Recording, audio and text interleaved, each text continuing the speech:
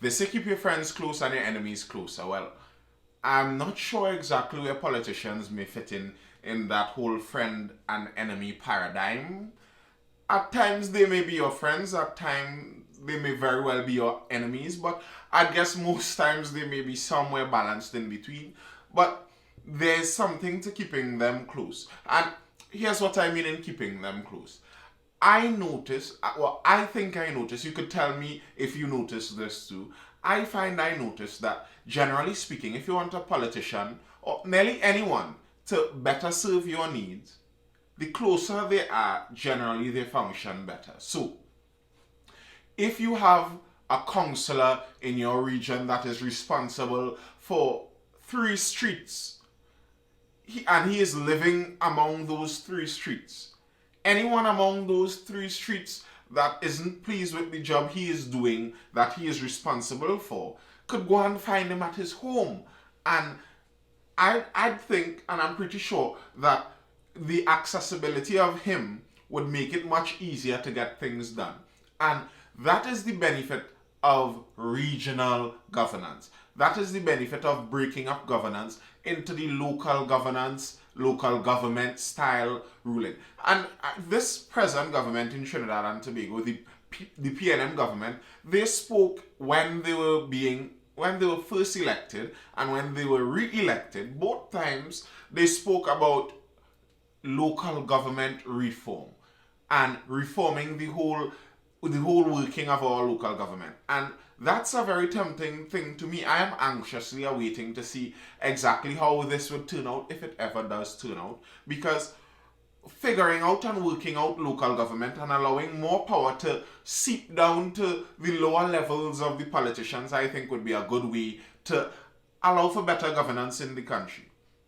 Do you think that would work? Tell me in the comments. Don't forget to drop that comment if you have something to say. Start a discussion, ask a question, see where it all leads. It makes the entire thing a bit more interesting to see the comments and the questions. And don't forget to click that like button if you haven't done that. And if you're not subscribed, do subscribe. Recently in Trinidad and Tobago, we've been seeing a bit of discussion being raised on the local government fronts.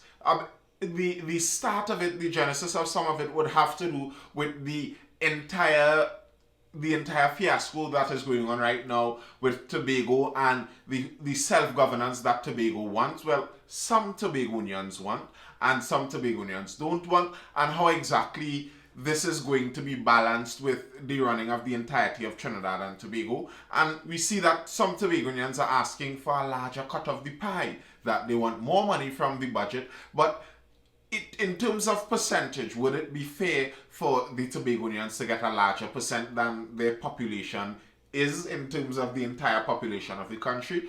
Or is it just that because of the power and the strength of Tobago's self-governance, is it that allows Tobago to have a stronger ask when they're asking or requesting something?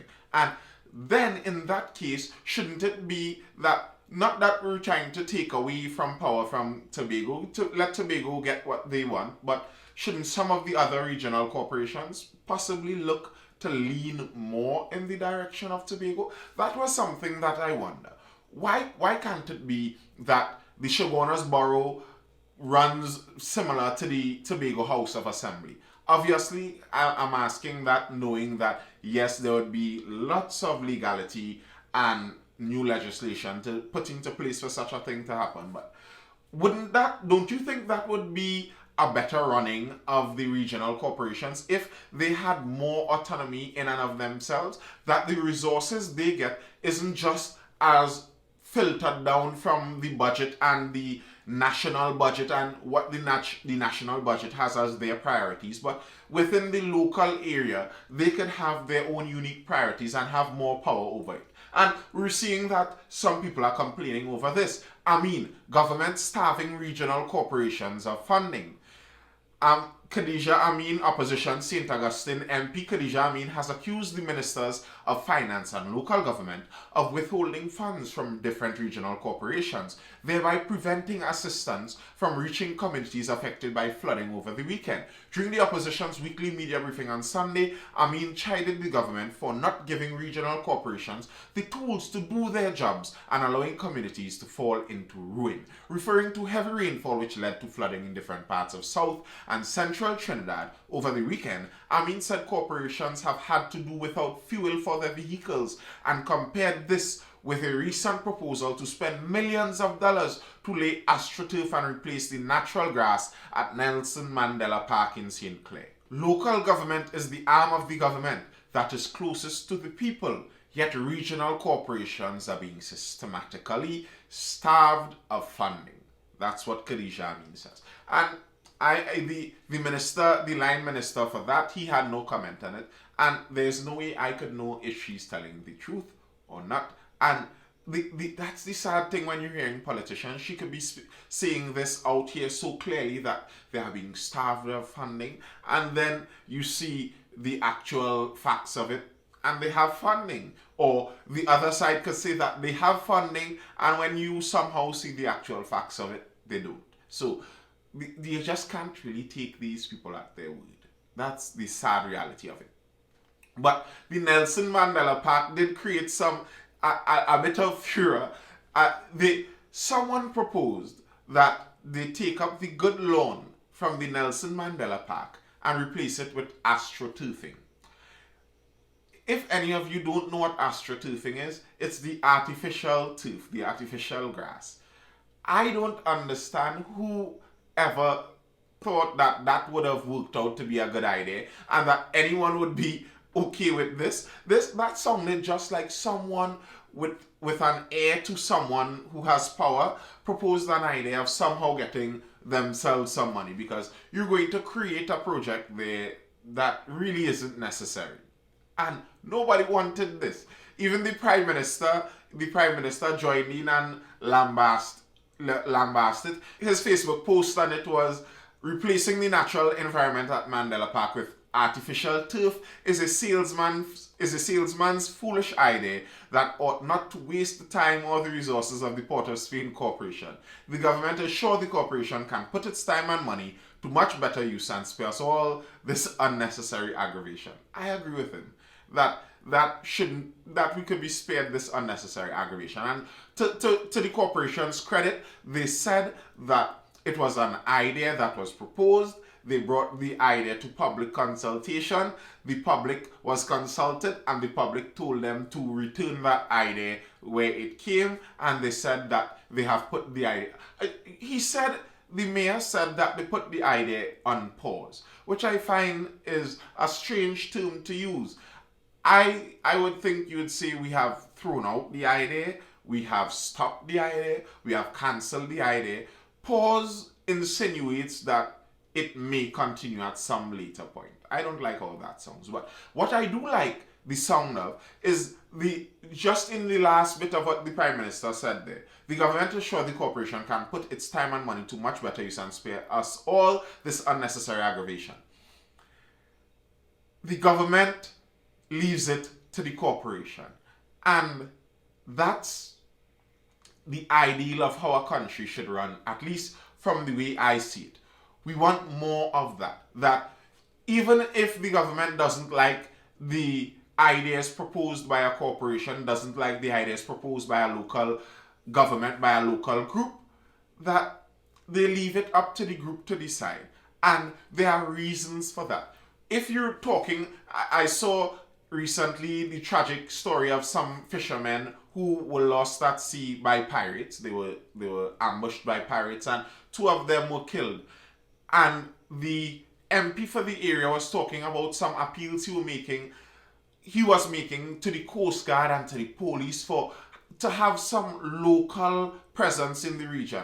And for example, having more power to the local government, having more power to the regional, smaller politicians, giving them some more leeway would allow for some of these more local things to be taken care of. That someone in Port of Spain looking quite across the country, and yes, Trinidad is small, but still, the interests of a community in one specific area may not align directly with the interest of a national government. So you wouldn't want the national government to be paying particular interest to this. And I think that is the base of a lot of what even Tobago is arguing for, or Tobago has been arguing for, that they want more power to determine how their ship would be sailed. And the Joint Select Committee on the matter, and with the Tobago matter, I've heard someone say this, and I'm sure the Tobagonians wouldn't like it, but Tobago is just as much a part of Trinidad as Chaguanas is, as Port of Spain is, as anywhere else is. It's just it's separated by water. But Tobago does have some uniqueness because of that water separation. And they have some more power also. A Joint Select Committee proposed that Tobago's minimum allocation, and I've heard many people when they're talking about this miss out the term that it's the minimum allocation, meaning that they can get well above this number. The minimum allocation right now is 4.03% of the country's overall budget, and the Joint Select Committee is proposing to raise that to 6.8%. Now, I did some quick maths, as I like to point out regularly. I am not the math springer, but 4.3%, the percent that it is at now, well, 4.03%, 4.3% would be the percent that the Tobago population would be of the overall Trinidad and Tobago population. Tobago is about 61,000 people. And the full Tobago population is about 4.3% of Trinidad and Tobago's population. So you would think that in fairness, if you were talking about proportionality in terms of fairness, that Tobago would be entitled for 4.3%. But the Joint Select Committee is proposing 6.8%, and the Tobagonians, the head right now, the chief secretary of the Tobago House of Assembly, Davidson Celestin, wants at least 8% of budget pie for Tobago. 8% is double, well, around double the proportional amount that Tobago would be deserving of. If we're talking, I'm obviously using deserving with some limitations here. If we're talking proportionality, 8% is twice as much. But Tobago is in the position to even make a call for that because of their local government strength. They have more power within their local government that they can make that call. Who is in charge of your local government, wherever you are living? If you are living in Arima, the Arima Borough Corporation, can they raise a claim that the Arima Borough wants 8% of the Trinidad and Tobago budget for us to use as we see fit within the Arima Borough and its burgesses? I don't think they can, but I think they should. And I've heard many people speak about it, I've heard many politicians propose it, but one of the difficult things with getting politicians to do some of these more radical or bigger changes is you are hoping that someone in power chooses to willingly decrease the amount of power they have. And very few people do that.